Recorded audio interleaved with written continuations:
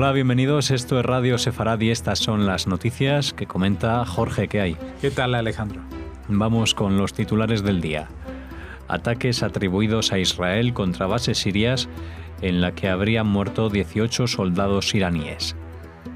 Pompeo visita Israel y ratifica el apoyo estadounidense contra Irán, aunque no se conoce si ratificará el acuerdo. Para el Parlamento alemán, la seguridad de Israel es parte de la razón de ser del país. Se distribuyen 10.000 kipás en Alemania para que la gente sienta la sensación de vulnerabilidad. Después volveremos con la agenda cultural. Comenzamos ahora hablándoles de un ataque que se produjo el domingo en Siria contra bases militares del régimen del presidente sirio Bashar al-Assad, que también sirven a su aliado, el cuerpo de la Guardia Revolucionaria de Irán. Fuentes árabes han responsabilizado del mismo Israel, que provocó un leve terremoto de grado 2,6 en la escala de Richter en la zona de Hama, cercana a Alepo. Se ha informado de 18 iraníes muertos, incluyendo un alto oficial de la Guardia Revolucionaria, en un total de al menos 26 fallecidos en la explosión.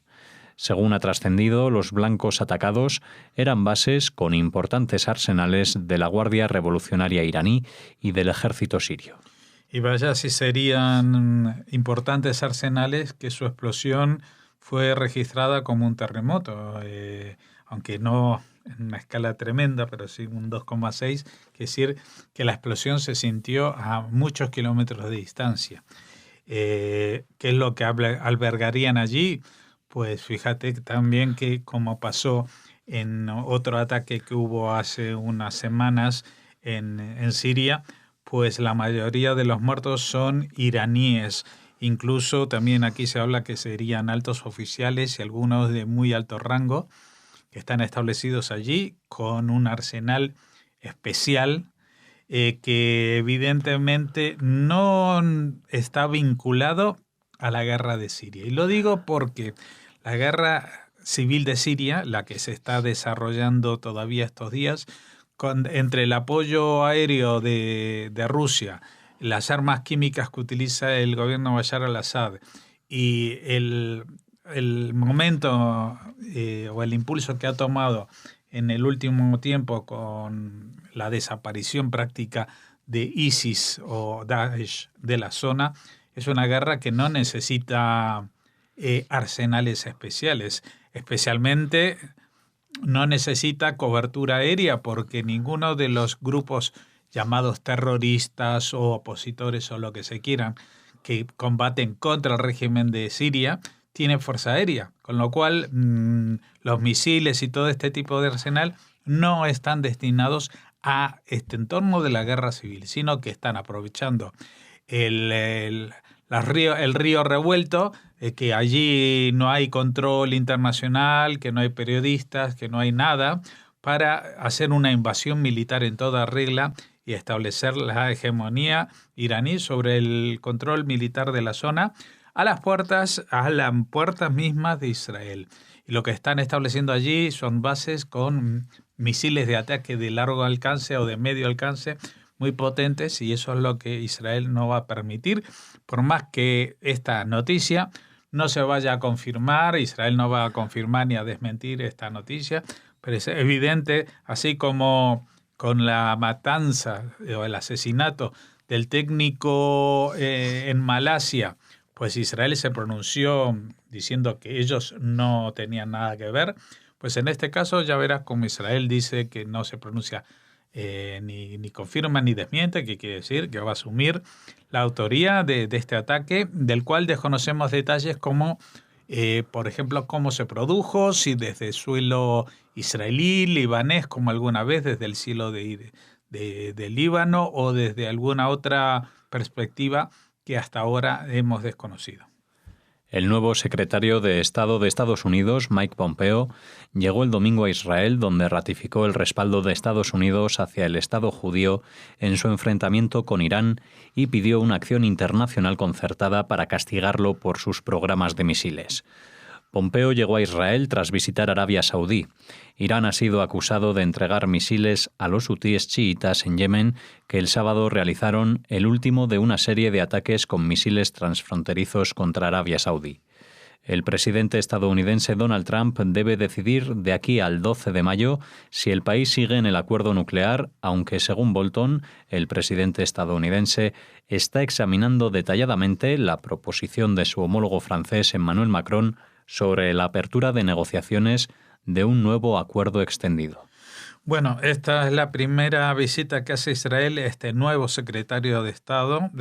Recordemos que el anterior era Rex Tillerson y que hace cosa de algunas semanas fue cambiado por Mike Pompeo, al que se conoce como un halcón, una actitud mucho más beligerante, especialmente en el tema del acuerdo con Irán, sobre el cual Tillerson pues tenía más dudas si había que quitarlo o no.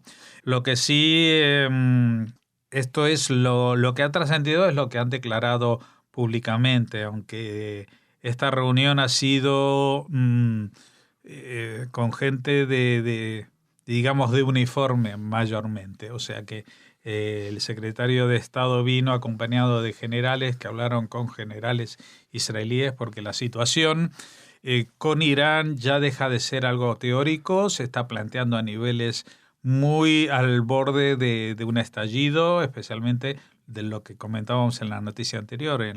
A propósito de la guerra de Siria, pues la entrada masiva de material bélico muy sofisticado de Irán en la propia frontera norte de Israel. Esto preocupa también al gobierno de Estados Unidos, no solamente porque le tenga, entre comillas, tirria al régimen de los ayatolás, sino porque esto cambiaría toda la situación geoestratégica de Oriente Medio, y no solamente es un problema para Israel, sino, fíjate, por dónde pasó Pompeo antes de ir a Israel, por Arabia Saudí, que le habrá puesto todos los acentos sobre las IES, advirtiendo de la peligrosidad que tiene a tener Irán a tiro de piedra de los países que se sienten amenazados por el régimen chiita, entre ellos Israel en primera línea, pero Arabia Saudí muy cerca de ahí, y esto lo han demostrado incluso con el lanzamiento de misiles desde Yemen, que está en la misma península arábiga, es decir, está también en la frontera con Arabia Saudí. Así que vamos a ver qué es lo que pasa, porque el 12 de mayo es cuando se desvelará si realmente Estados Unidos se quita del acuerdo firmado en 2015 o sigue la propuesta de Emmanuel Macron, que estuvo la semana pasada de visita, que le dijo que lo que sería más viable es un acuerdo nuclear extendido, es decir, nuevas cláusulas para limitar el alcance de los misiles, los ensayos balísticos y especialmente la financiación y el rearme de grupos terroristas por Irán en la zona. Con ocasión del 70 aniversario del Estado de Israel, el Parlamento alemán aprobó una resolución que declara que la seguridad de ese país es parte de la razón de ser de Alemania, lo que fue condenado enérgicamente por el grupo terrorista Hamás. La decisión alemana hace un llamamiento a reconocer a Israel como un Estado judío e insta al gobierno a enfrentar a los grupos opuestos a su existencia. La resolución de 5 páginas fue aprobada con una abrumadora mayoría, incluidos 2 partidos de oposición, a excepción de una facción de extrema izquierda que se abstuvo. Las declaraciones de Hamás citaron una larga lista de supuestos agravios contra palestinos que incluyen acusar a Israel de construir asentamientos, arrestar a niños, judaizar Jerusalén e imponer un asedio injusto en la Franja de Gaza. Sí, esta es la reacción de Hamás, que siempre es lógico que reaccionen así, porque la están señalando como prácticamente que su lucha, tal como la llevan ellos, es totalmente ilegítima, ilegal, y que viola todos los acuerdos internacionales y los derechos humanos de cualquier lugar del mundo. Ojalá, Alejandro, España se acercara un poquito a este tipo de historias que vive Alemania. Alemania dice que la seguridad de Israel es parte de la razón de ser de Alemania. Y aquí en España, pues yo no sé si el compromiso de Alemania con Israel no es por el hecho de ser Israel, sino por el hecho de ser del país de los judíos y lo que Alemania hizo con los judíos hace 70 años.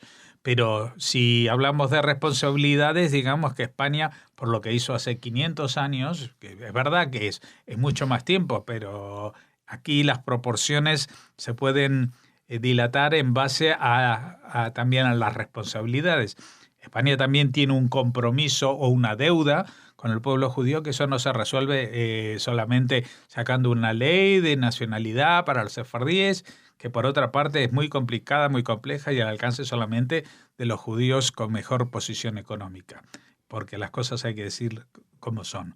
Digo que Israel estaría muy bien, España estaría muy bien si aprobara una resolución en su parlamento que dijera que la seguridad de Israel es parte de su razón de ser y que instara a los otros grupos o partes en una negociación de paz a reconocer el fundamento judío de este Estado.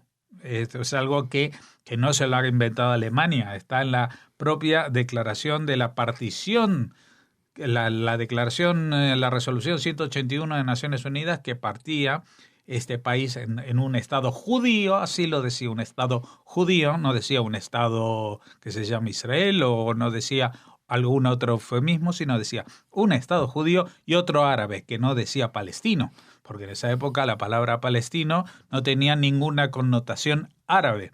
Palestinos eran tanto árabes como judíos que vivían bajo el mandato británico. La resolución de 1947, esta partición, se da entre un Estado judío y un Estado árabe. Y eso no se ha respetado. Y sería bueno que tantos que defienden la legalidad internacional empecemos por el principio. ¿Qué es esto? Pues en Alemania la cosa no solamente que se aprobó en el Parlamento, sino que incluso todos los partidos de la oposición se sumaron a ello, excepto a un grupo de extrema izquierda que ni siquiera se opuso, sino que se abstuvo.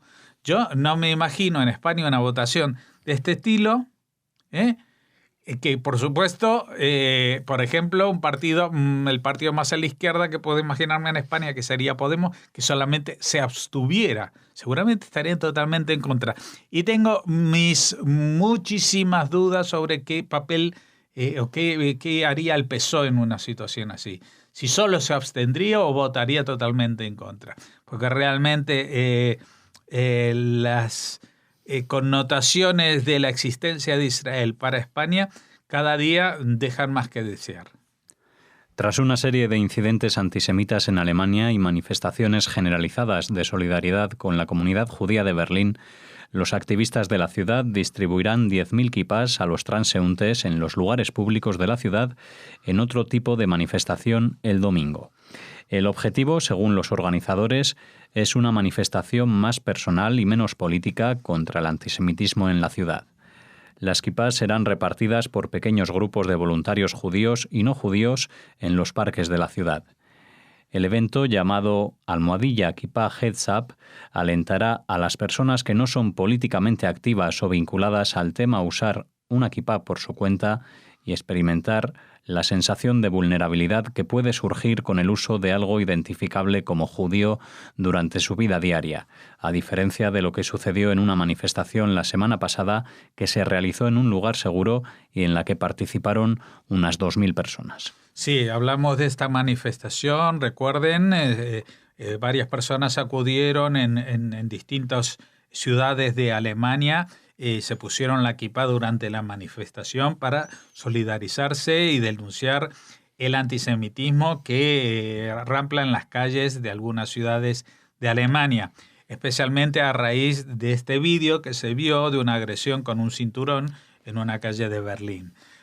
Recordarás que yo cuando estábamos hablando de esta agresión planteé una duda porque en un sitio se decía que era un israelí, por otra parte en otros sitios se decía que la persona no era judía, el que llevaba la kipá.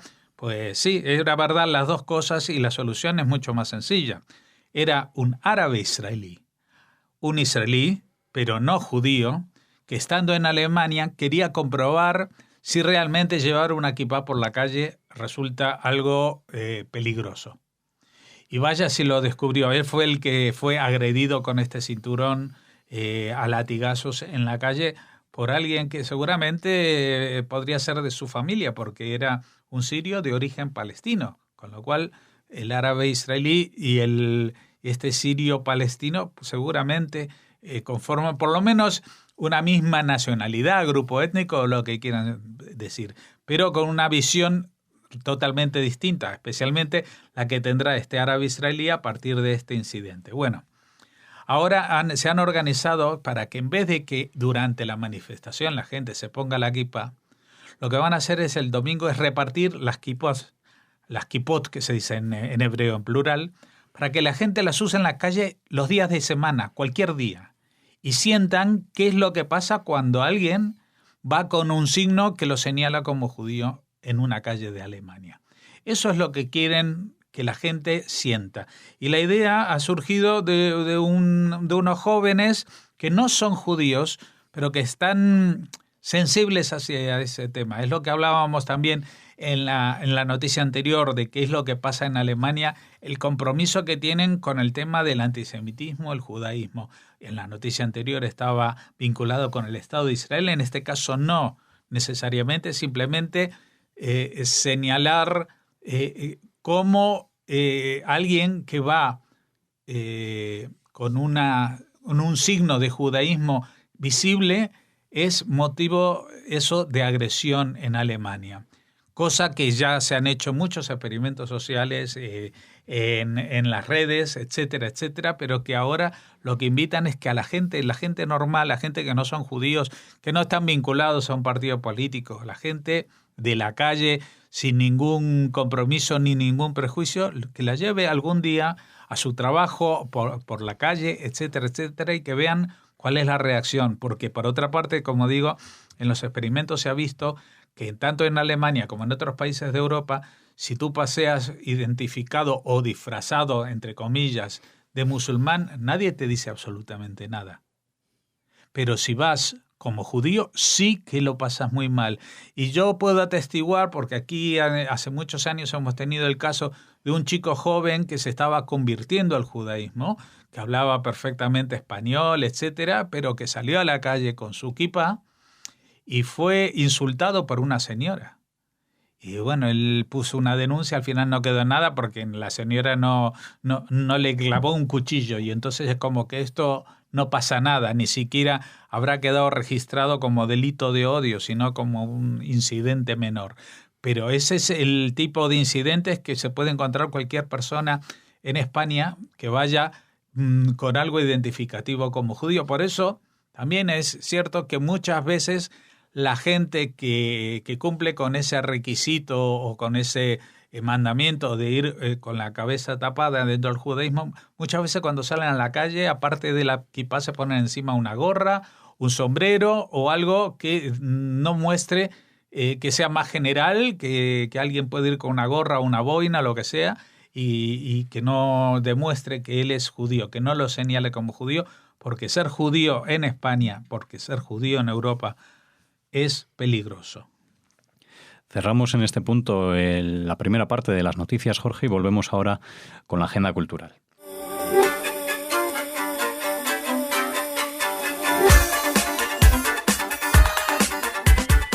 Regresamos, compartimos los micrófonos hoy, seguimos aquí en las noticias y en la compartiendo también esta agenda cultural. ¿De qué me vas a hablar hoy? Bueno, pues hoy hablamos de la localidad gallega de Ribadavia, que acogió la presentación y la inauguración de la exposición cedida por la Red de Juderías de España, Salom Sefarad, que presenta a través de fotos, historias y canciones también el legado de los inmigrantes judíos que llegaron a la ciudad estadounidense de Seattle hace un siglo, procedentes del Imperio Otomano. Uh-huh. Se trata de una exposición de carácter etnográfico y documentalista mediante infografías en paneles que está ubicada hasta el día 7 de mayo en el Centro de Información Judía de Galicia, popularmente conocido como Museo Sefardí. Pues muy bien, Rivadavia. Nos agrada mucho que también allí llegue esta exposición que ha estado dando vueltas por varias juderías de España, tengo entendido, y en esta ciudad de Seattle sí que hay una comunidad sefardí muy significativa dentro de lo que son los sefardíes en Estados Unidos. Así que enhorabuena. Y ahora les hablamos de cerca de 200 jóvenes estadounidenses y canadienses que han visitado la semana pasada la judería y las sinagogas de Toledo, dentro de un viaje de las federaciones judías de sus países para conocer los orígenes y la historia del judaísmo sefardí. En Toledo han visitado la Sinagoga del Tránsito o de Samuel Halevi, que es el Museo Sefardí, y la de Santa María la Blanca. El viaje también incluye a Marruecos y ha sido organizado para entender la historia y encontrar sus raíces, pero también para conocer el patrimonio ligado a la cultura y la historia sefardí. Pues nada, muy bien. Me imagino yo, cuando llegaron al Museo Sefardí, 200 americanos, chicos americanos y canadienses, la gente habrá pensado, bueno, ¿esto qué es? Una invasión. Pero la verdad que son estas iniciativas las que hacen que no solamente que estos chicos conozcan su pasado, el pasado que puede ser más bien judío en general, porque la mayoría de los judíos de Estados Unidos y de Canadá no son sefardíes, pero sí que el legado sefardí es de todos.